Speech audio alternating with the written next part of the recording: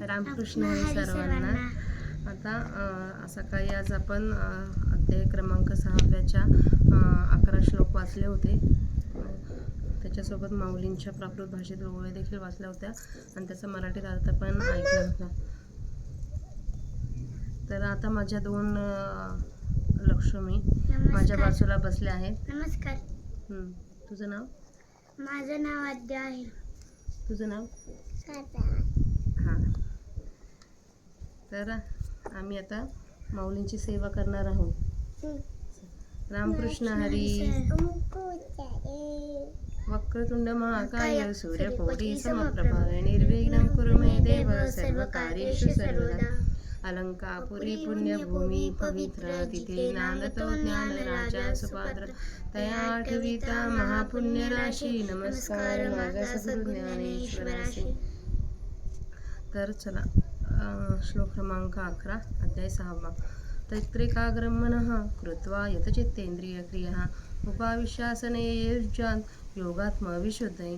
मग तेथे क्षण एकाग्र अंतःकरण करुणी सद्गुरु स्मरण अनुभवीचे तैसे स्मरतेनी आदरे सबाह्य सात्विक भरे जव कठीणपण निरे अहंभावाचे विषयांचा विसरो पडे इंद्रियांचे कसमस मोडे मनाचे घडी घडे हृदया माझे ऐसे ऐक्य हे सहजे पावये तव राहिजे. मग तेनेची बोध वैसीजे आसनावरी आता आगाते आग करी पवनाते पवनीची धरी ऐसे अनुभवाचे ओझरी होची लागे.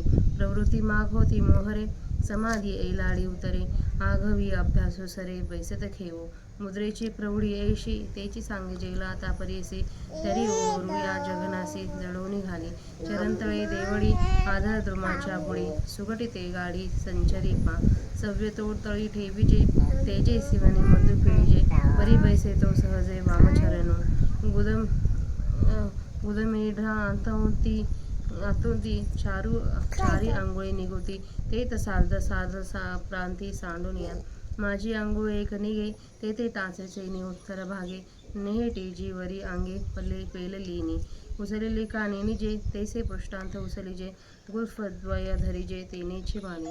मग शरीर संचोपांता अशेषये सर्वथा खाली जाऊन पाणी घेणे पाशणीची माथा स्वयंभू होय. अर्जुना हे जाण मूळबंधाचे लक्षण वज्रासन गौन नामयासी ऐसी आधारी मुद्रा पडे आणि आधीचा मार्ग मोडे तेथे आपण आतलीकडे ओटो लागेल. समम काय शिरो ग्रीवं धार्ययन्यचलं स्थिरं संप्रेक्षं नासिकाग्रं स्वं दिशाच्छानवलोकयन् तवकर संपुटा पैसे वामचरणी पैसे बाहुमुळी दिसे थोरी वाली माझी उभारली निदंडे शिरकमळ होय गाढे नेत्रद्वारीची कवाडू लागू पाहते वरचली पाती ढळती तळीची तळी पुंजाळीती तेथे अर्धोन्मिलित स्थिती उपजे दया इथे राहुनी आंथुलीकडे बाहेर पाऊले घाली होडे ते ठाई ठाव फळे नासग्र पाठी ऐसे आंतुची रचे बाहेर मागते नवसे म्हणून राहणे आधी दिठीचे तेथेची होई.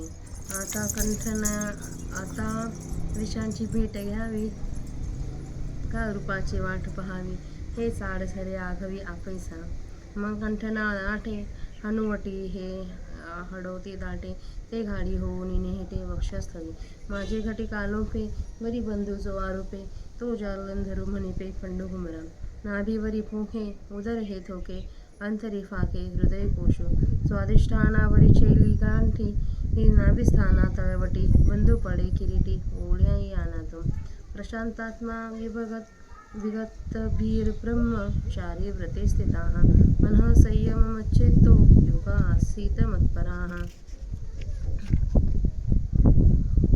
ऐसे शरीराबाहेरकडे अभ्यासाची पाखर पडे तव अंतोत्राय मोडे मनोधर्माचे कल्पना निमे प्रवृत्ती शमे आगमन विरमे सावियाचे शुद्धा काय झाली निद्रा केवती गेली हे आठवणही हारपली न दिसे वेगा जो मूळ बंदे कोंडला अपानो होता मुरडला तो सवेची वरी साखडला फुगू धरी शोभले पण माझे वाईले ठाई गाजे मणिपुरेसी झुंजे राहुनिया.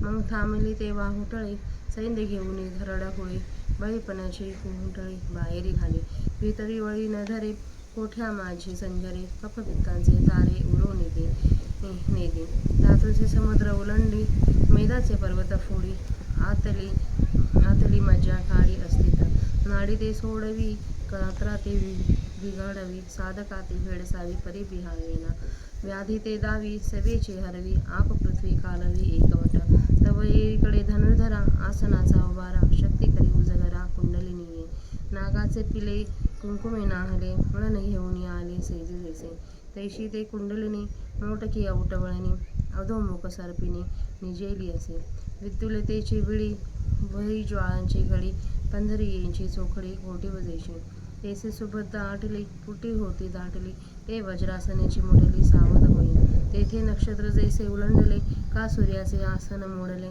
तेजाचे बीज उरडले अंकुरेशी तेसे वेडिया ते सोडती कौतुके अंग मोडती कदावरी शक्ती उठली दिसे सहजे बहुता दिवसांची भूक वरी चेविली ते होय मिश मग आवेशे पसरी मुख उधवा उजू तेथे हृदय कोशा तळवटी जो पवने भरे किरठी त्या सगळ्यांची या मिठी देव घेऊ देऊनी घाली मुखेंच्या ज्वाळी तळीवरी कवळी मासांची वडवाळी आरोग्य लागली जे जे ठाये समास ते तहास जोळे खाऊस पाठी एक दोन्ही घास इहाई भरी मग तळवे तळहात शोधी उर्ध्वीचे खंड भेदी झाडा घे संधी प्रत्यांगाचा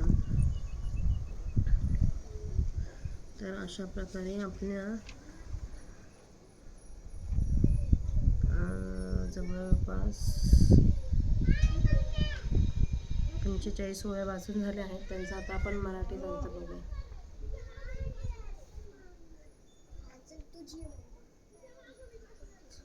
त्या ठिकाणी मन एकाग्र करून आसनावर बसलेल्या आणि चित्त व इंद्रिय यांच्या क्रियांचे नियमन केलेल्या अशा योगाने अंतःकरणाच्या शुद्धीसाठी योगाचा अभ्यास करावा.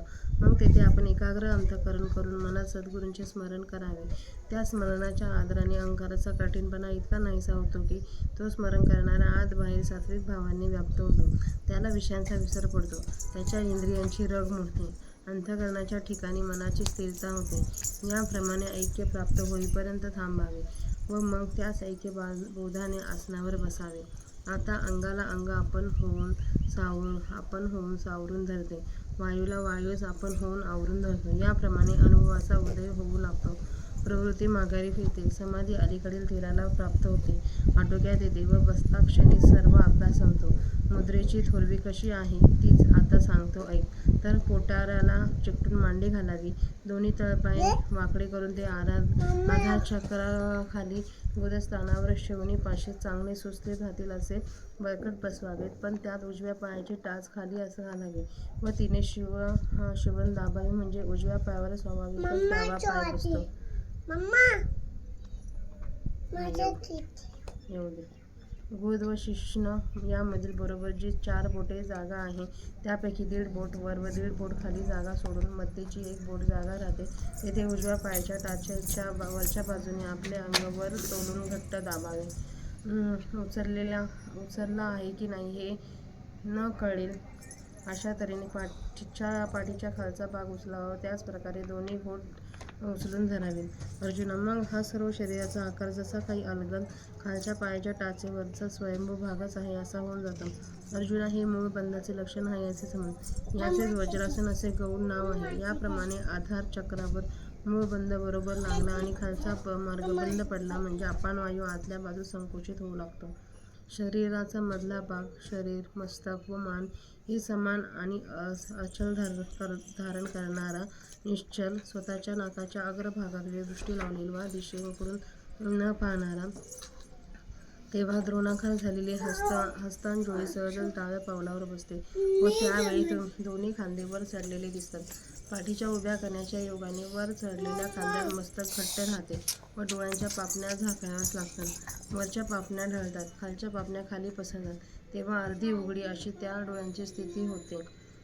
दृष्टी ही आतल्या आत डोळ्यातच राहते. जर कौतुकाने बाहेर आलीच तर ती नेमकी नाकाच्या शेंड्यावर पडते.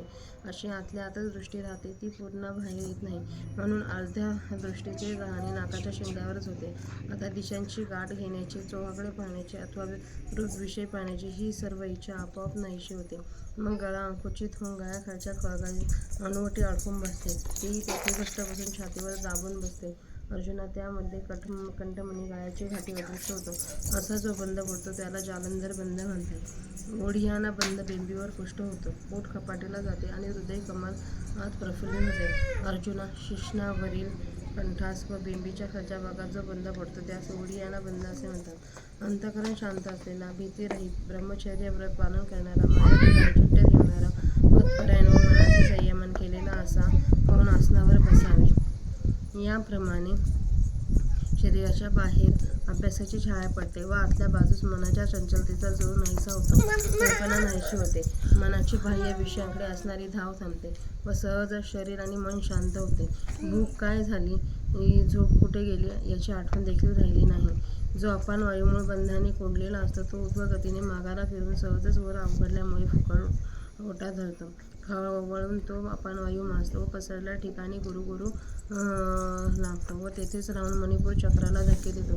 मग ती अपान वायूची वळवलेली वाहुटळ सर्व शरीराच्या आत शोध करून लहानपणाची पोटातील कुचकी घाण बाहेर काढते. त्या अपान वायूला आत वाळण्याला कोठे जागा नसल्यामुळे तो मग कोठ्यात प्रवेश करतो व तेथे असलेले कफ आणि पित्त यांचा थारा राहू देत नाही. सप्तधातूंचे समुद्र पालथे करतो. मेदाचे पर्वत फोडतो. हाडामधील मज्जा बाहेर काढतो. नाड्या खुल्या करतो. अवयव शिथिल करतो व सारख्याला भीती दाखवतो, परंतु त्यांनी भेवू नये. तो रागांना दाखवतो, परंतु लागलीच त्यांना नाहीसे करतो आणि शरीरात जे पृथ्वीचे आणि पाण्याचे अंश आहेत ते एकांतात एक कालवितो. अर्जुना, कोंडलेला अपान वायू अशा प्रकारे तो दुसरीकडे वज्रासनाची उष्णता कुंडलिनी शक्तीला जागे करतो. केशराने नालेले नागाचे पिलू वेडे घेऊन जसे निजावे त्याप्रमाणे नेमके 3.5 वेळ्यांची ती कुंडलिनी रूप नागिन खाली तोंड धरून निजलेली असते. ती नागिन त्याप्रमाणे मूर्तिमंत बनवलेली, विजेची वाटोळी कडी किंवा प्रत्यक्ष अग्नीचे ज्वालीचे केलेली घडी अथवा जणू काय उत्तम सोन्याचे चकचकीत वेळे त्याप्रमाणे व्यवस्थितपणे आकुंचित असलेली व नाभीजवळचा संकुचित जागे ती वज्रासनाने दाटून बसलेली चिमटल्यामुळे जागी होते. त्या ठिकाणी जसे नक्षत्र तुटून पडावे अथवा सूर्याने जसे आपले आसन सोडून खाली यावे किंवा प्रकाशरूप बीजाचा अंकुर फुटावा त्याप्रमाणे मेढ्याला सोडित असलेली व लिलेने अंग मोडीत असलेली ती कुंडलिनी शक्ती नाभिस्थानाखालील कंदावर उठलेली दिसते. आधीच तिला पुष्कळ दिवसांची भूक लागलेली असते व तशात तिला डिवचल्याचे निमित्त होते. मग ती जोराने सरळ वरती तोंड पसरते. अर्जुना, हृदयकोशाच्या खालच्या बाजूस जो वारा भरलेला असतो त्या सगळ्या वायूस ती खाऊन टाकते. मुखांच्या ज्वाळ्यांनी ती खालीवर व्यापते आणि मांसाचे घास खावयास लागते. जे ठिकाण मांसल असेल त्या ठिकाणी वरच्या वरचा मोठा लचका तोडते. शिवाय हृदयाच्या ठिकाणचेही 1-2 घास काढतो. तर अशा प्रकारे आपल्या आतापर्यंतच्या ओव्यांचा 230 ओव्यांचा मराठीत अर्थ वाचून झालेला आहे. आता माझी आज्ञा काहीतरी कालभैरव अष्टक श्लोक वाचून दाखवणार आहे, तर सर्वांनी शांततेने ऐका. वाच. शुभं करोति कल्याणं आरोग्यं धनसम्पदा शत्रु बुद्धि विनाशाय दीपक ज्योती नमस्तुते. दिव्या दीपक काली कुंडल मोती हात दिव्याला पाहून नमस्कार वाज हे बापाशी नाम माझा नमस्कार सद्गुरु ज्ञानेश्वर. शिवहर शंकर नमामि शंकर शिवशंकर शंभो हे गिरिजापती भवानी. शिवहर शंकर नमामि शंकर शिवशंकर शंभो. श्री कालभैरवाष्टक स्तोत्रम. ओम पावनंबिकं पदं व्यालयित्रसूत्रमिन्दुशेखरं कृपाकरं नारदादियोगिवृन्दवन्दितं दिगम्बरं काशिकापुरादिनाथ कालभैरवं भजे. भानुकोटिभास्वरं भवानीकारकं वरं नीलकण्ठनिस्थितापनायकं तिरोचनं कालकालमङ्गुजाक्षमक्षशूलमक्षरं काशिकापुरादिनाथ कालभैरवं भजे. शूलदंडपाणिकाधरं श्यामदानं वक्षरं निमायं भीमविचित्रताण्डवं प्रियं काशिकापुरादिनाथ कालभैरवं भजे. भुक्तिमुक्तिदायकम् अशस्त्रचारु विग्रहं भक्तवत्सलस्थिरं किंचिनेन संकटे काशिकापुरादिनाथ कालभैरवं भजे धर्मसेतु पालकम धर्ममार्गनाशनं कर्मपाशपोषकं सुकर्मसायं स्वर्णवर्णशेषपाशि शोभिताङ्गवन्दनं काशिकापुरादिनाथ कालभैरवं भजे.